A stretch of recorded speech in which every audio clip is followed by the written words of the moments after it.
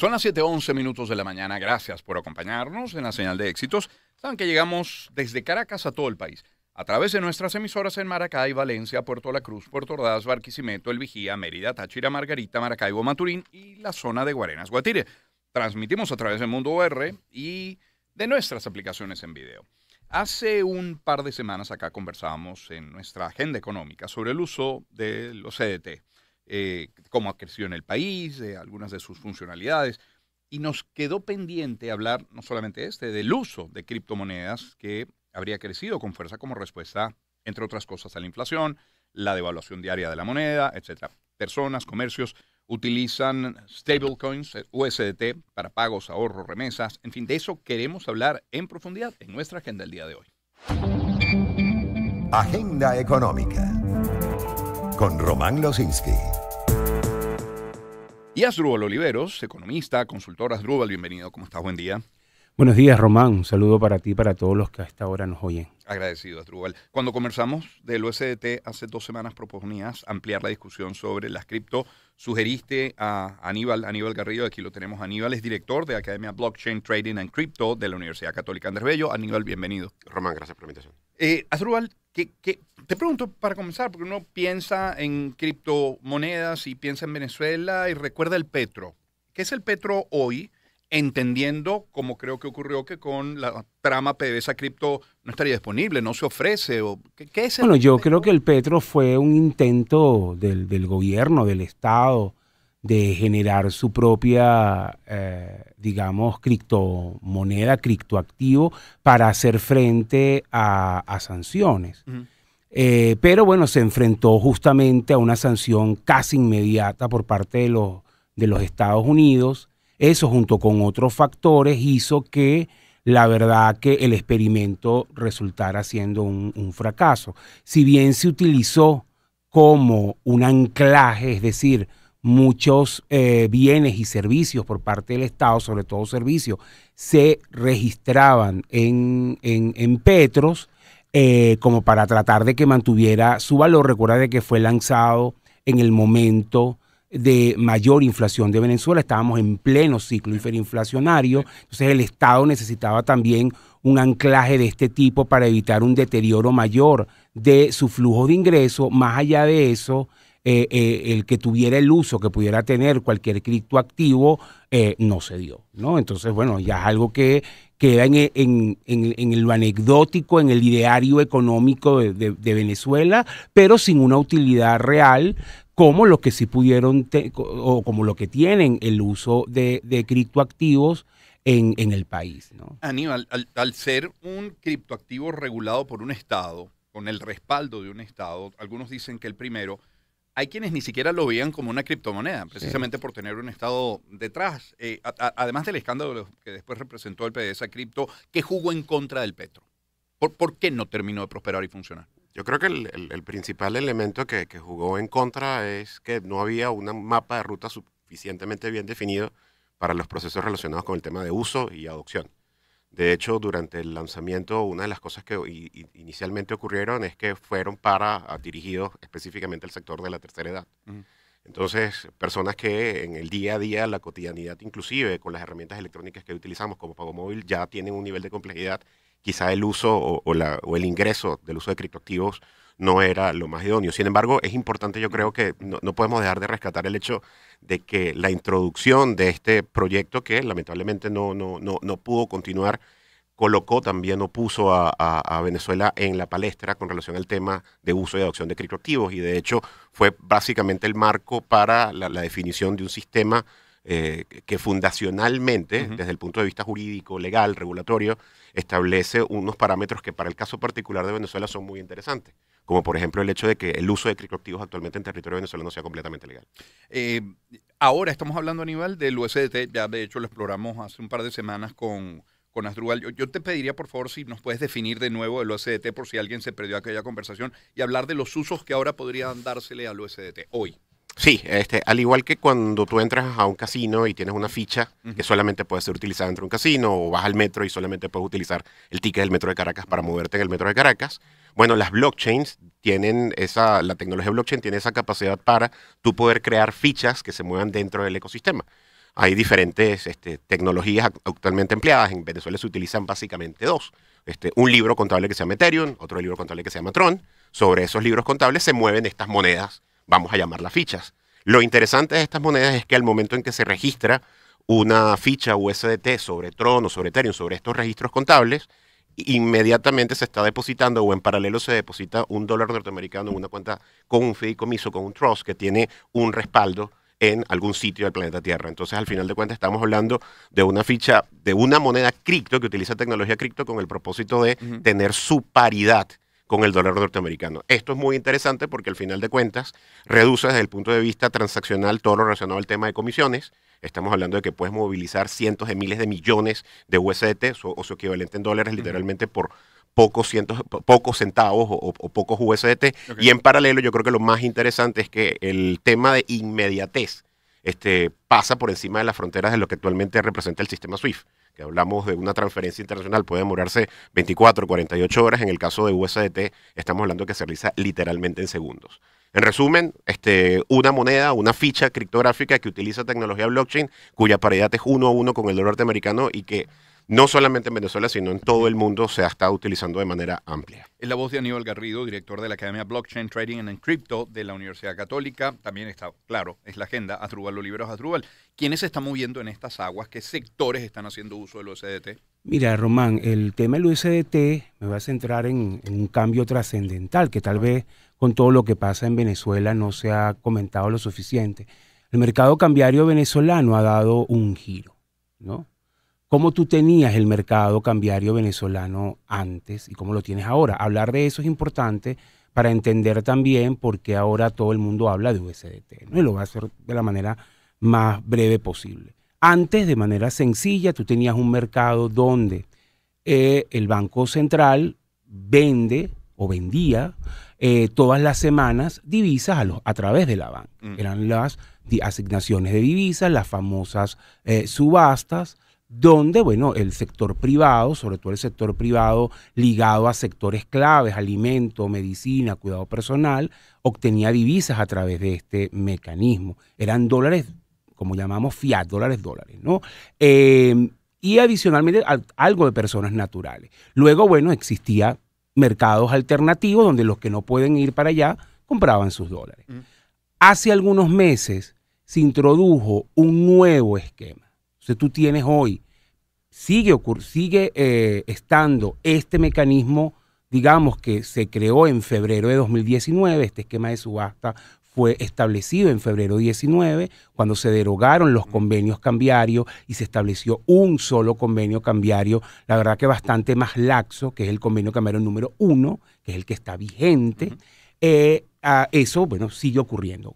Cada vez se subasta o se liquidan menos dólares allí. Es decir, cada vez tienes una menor entrega de divisas por este mecanismo tradicional de subasta. Luego el gobierno introdujo un esquema intermedio, ¿verdad? Que no es que el banco, porque yo he visto en muchas publicaciones, a lo mejor uno ha contribuido a esa confusión, que el Banco Central vende USDT o va no es el Banco Central.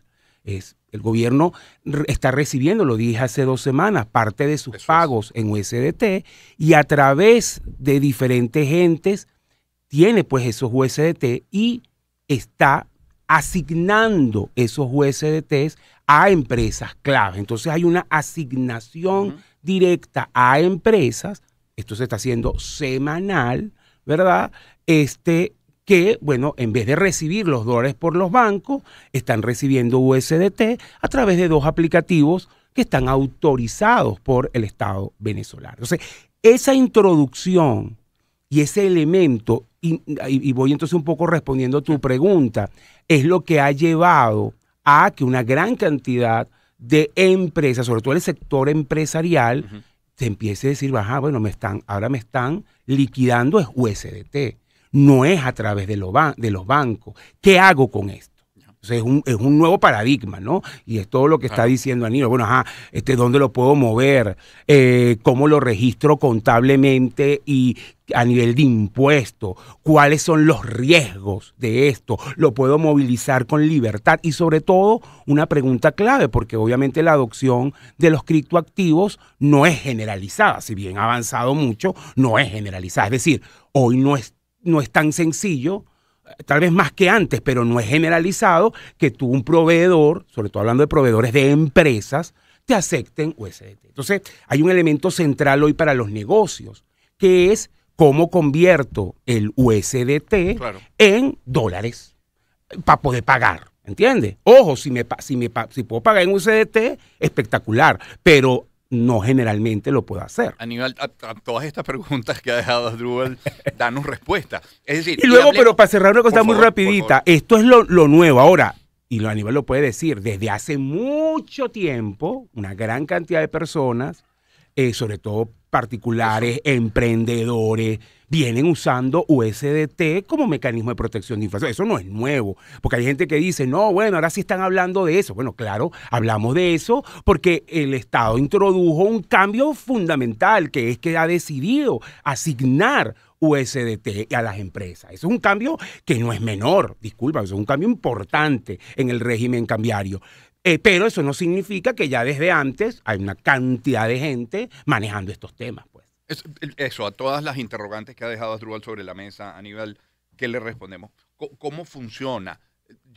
Y hablemos de empresas, pero hablemos de particulares. Un particular que a lo mejor tenga 50 USDT, pero en una tienda hoy y comprar un artículo con USDT, ¿cómo hago con ellos? Bueno, a ver, partiendo de la premisa de que esto no es nuevo, sí, que el nuevo elemento que definitivamente quiebra aquí las cosas es que ahora el sector privado y las empresas están recibiendo este nuevo tipo de activos en sus contabilidades, cómo movilizarlos. Vámonos primero al caso. El día a día, la cotidianidad, ya existen aplicativos, tanto nacionales como internacionales, que le permiten a personas como tú o como yo, Román, literalmente poder intercambiar sus criptoactivos por moneda de curso legal, no solamente en Venezuela, sino cualquiera, en cualquier país fuera de nuestras fronteras. La única petición es literalmente tener una cuenta abierta en estas plataformas y adicionalmente eso en paralelo tener una cuenta Estados Unidos, Panamá, esas dos Europa. plataformas que mencionabas hace un rato. No, para el caso particular del menudeo, para el caso, repito, para la persona a pie, la que nos está escuchando en este momento, literalmente existen las famosas plataformas P2P que nos permiten porque estas dos plataformas, perdona que te interrumpa, son las plataformas autorizadas por el Estado y son los mecanismos donde se asignan esos USDT a las empresas. ¿Es para asignación? No. Claro, para el caso, luego de ahí pueden irse para otras cosas. Ojo, si tú también quieres utilizar esas plataformas para intercambio, son válidas, pero son las dos autorizadas para hacer este flujo. En el caso particular de las empresas, y que también, importante mencionarlos, no corresponde al mercado P2P, sino que corresponde a un mercado directamente de intercambio directo, denominado broker, desde el punto de vista técnico. Literalmente están estas dos casas de intercambio en Venezuela, en la cual tanto empresas como personas naturales tienen la capacidad, a través del aplicativo, poder cambiar en tiempo real sus criptoactivos, descargar el estado de su estado de cuenta, el saldo en cripto, y literalmente que el mismo pueda ser liquidado en bolívares. De hecho, uno de estos dos aplicativos actualmente, recientemente firmó un acuerdo importante con una de las principales casas de intercambio a nivel internacional, en donde los usuarios de esta casa de intercambio literalmente pueden descontar su saldo en tiempo real de su cuenta de este exchange y literalmente poder pagar en bolívares al comercio. Toda esta operación se realiza desde el punto de vista tecnológico con herramientas de integración apificadas que permiten realizarla automáticamente, pero lo más importante es que para el usuario es algo tan sencillo como poder realizar un pago móvil. Ilegal. Total y completamente legal. De hecho, uno de los elementos más importantes es que precisamente estos dos actores que está mencionando Asdrúbal, es que literalmente lo que introducen es un elemento de legalidad. Eso. Tanto para las empresas como para las personas naturales, y que inclusive esto implicaría que desde el punto de vista de registros contables, los departamentos de contabilidad, administración de las empresas tengan la capacidad de poder colocar en sus asientos el uso de criptoactivos. Vale la pena también señalar que en Venezuela también existe una norma, específicamente la BAN-BENIF 12, que establece cuál es el tratamiento para el caso particular de los criptoactivos, e incluso también todo lo relacionado al tema de cómo asentarlo. ¿ok? De hecho, también existe la normativa internacional, en el caso particular de las normas NIC, que pueden inclusive poderle dar como que cierta direccionalidad u orientación al caso particular de las empresas. Oye, esto en qué cartera, en qué cuenta, en qué T lo voy a colocar. Lo puedo poner como un activo intangible, lo puedo colocar como inventario. Ese tipo de parámetros ya está establecido a nivel de la normativa internacional y de hecho sienta un precedente que le permite a las empresas literalmente el uso de este tipo de herramientas. Es la voz de Aníbal Garrida, está con nosotros Asdrúbal Oliveros, es la agenda económica. Asdrúbal, en esta agenda cada cierto tiempo vienes y presentas un estudio de dolarización. ¿En algún momento en el mediano plazo crees que estemos hablando así como de dólares o el uso de euros o el uso de pesos en la frontera o de reales más hacia Brasil, que podamos hablar también del uso de los Bueno, fíjate. Y que cuando entremos, perdón, más allá, en nuestras páginas de nuestros bancos tengamos la cuenta en bolívares, la cuenta en dólares y por qué no también abierto el capítulo BCT? Mira, sobre eso, Román, ya el estudio incluía el tema. Lo que pasa es que este es un estudio, recuérdate que son transacciones a nivel de minorista, el menudeo. Y nosotros ya desde hace aproximadamente 2 años se introdujo el registrar si los comercios tenían algún tipo de mecanismo aplicativo para recibir pagos en algún criptoactivo. Y efectivamente se nota. Obviamente sigue siendo marginal, menos de 1%, pero sí hay una adopción por parte del comercio. Yo no descarto, siguiendo tu pregunta, que dado este uso más masivo que se está haciendo del USDT y de que ya en este momento las liquidaciones de dólares por parte del Estado son mayores en USDT que en dólares, digamos, normales, eso permee y ese uso, vamos a decir, a nivel ya de usuario final, se masifique y crezca. Eso efectivamente es posible. Que la banca se incorpore, que es tu otro elemento, bueno, también es posible, pero tiene unas implicaciones un poquito más complejas que tienen que ver con regulación, tiene que ver con corresponsalías, bancos afuera, cómo negocias el recibir el USDT, los procesos de conversión, bajo qué mecanismos se hacen, si eso se convierte en dólares, cómo se moviliza. Entonces, hay varias cosas por resolver, no son tan sencillas. Recordemos que el país pues tiene sanciones y eso, pero no es descabellado que también eso pueda ocurrir, ¿no? Aníbal Asdrúbal, ¿cuánto de empírico están viendo en esto que para muchos es absolutamente novedoso, pero igual sienten que haya educación, conocimiento en Venezuela para el uso de criptoactivos, criptomonedas, USDT? Mira, empiezo yo. Aníbal obviamente es más de la comunidad y te puede dar una explicación más profunda.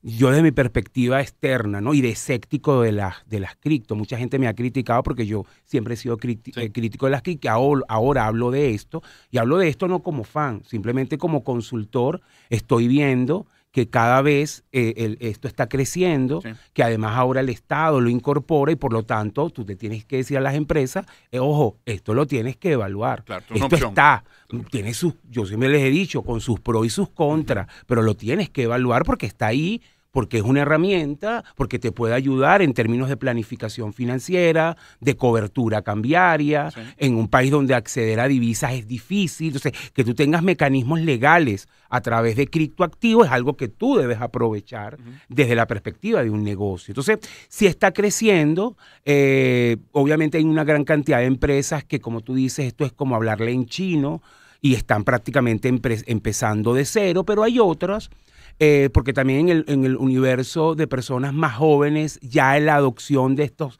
mecanismos está bastante como internalizada y eso también ayuda y permea, ¿no? Yo te diría que estas asignaciones que comenzaron aproximadamente hace 2 meses, ya tú ves un universo empresarial de empresas top en Venezuela ya con bastante aceptación y uso de este tema y de mecanismos a través de criptoactivos. Entonces creo que ha sido relativamente rápido. Aníbal. A ver, anualmente hay una empresa, se llama Chainalysis, que emite un índice, un reporte denominado Índice de Adopción Global. El del 2025 acaba de salir. Venezuela, después de Brasil, ocupa el sitial dentro del top 20, ¿okay? Dentro del top 20. el uso y la adopción de criptoactivos en Venezuela. ¿Puesto 1 Brasil, puesto 2 Venezuela? No, Venezuela se encuentra en el puesto 18, pero para el caso particular de América, del continente. del continente sí el segundo. En el primero está O sea, India. 18 global, segundo Venezuela. Altísimo. O sea, Sí. 18 global, segundo en América, perdón. Sí, pero lo más importante es que nosotros estamos por delante de mercados como el caso de, por ejemplo, Argentina, Colombia y México. ¿Ok? Que solamente a nivel de población, solamente por población nos ganarían. Pero nosotros tenemos un sitial bastante importante. Bueno, O sea, porque recuerda, ese puede ser otro La programa. población toda es la de la Ciudad de Sí, México. ¿no? ese otro programa, ya desde hace unos cuantos años, el grueso del mercado alternativo de divisas es un mercado basado en cripto. Entonces, por supuesto, ahí Claro. viene un elemento también importante. y de esto, importante también indicar, estamos en el 18, pero nosotros podríamos estar más arriba. Lo que pasa es que la opacidad con relación al tema de las cifras, para el caso particular de Venezuela, impide que nosotros estemos en un sitial de honor. Pero este mismo reporte, hace 4 o 5 años, cuando había accesibilidad a datos, Venezuela se encontraba en los primeros 3 puestos. ¿Ok? Entonces, no es que hemos... Del mundo. Del mundo. No es que hemos bajado, sí, efectivamente a nivel de número el reporte final así lo indica, Ujú. pero es literalmente por la inaccesibilidad a nivel de datos.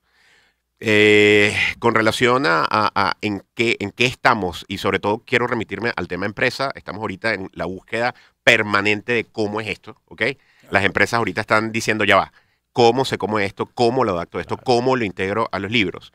Nosotros precisamente en la Universidad Católica, en la Academia de Blockchain Trading y Cripto, literalmente la puerta y el teléfono no deja de sonar. ¿Por qué? ¿Cómo tratamos esto? O sea, desde el punto de vista contable, desde el punto de vista fiscal, desde el punto de vista de resguardo. Ajá, ¿cómo recibo los seguridad, criptoactivos? claro. No, y Claro. adicionalmente a eso hay un fantasma que siempre ha girado en torno a los criptoactivos, que es el tema de trazabilidad.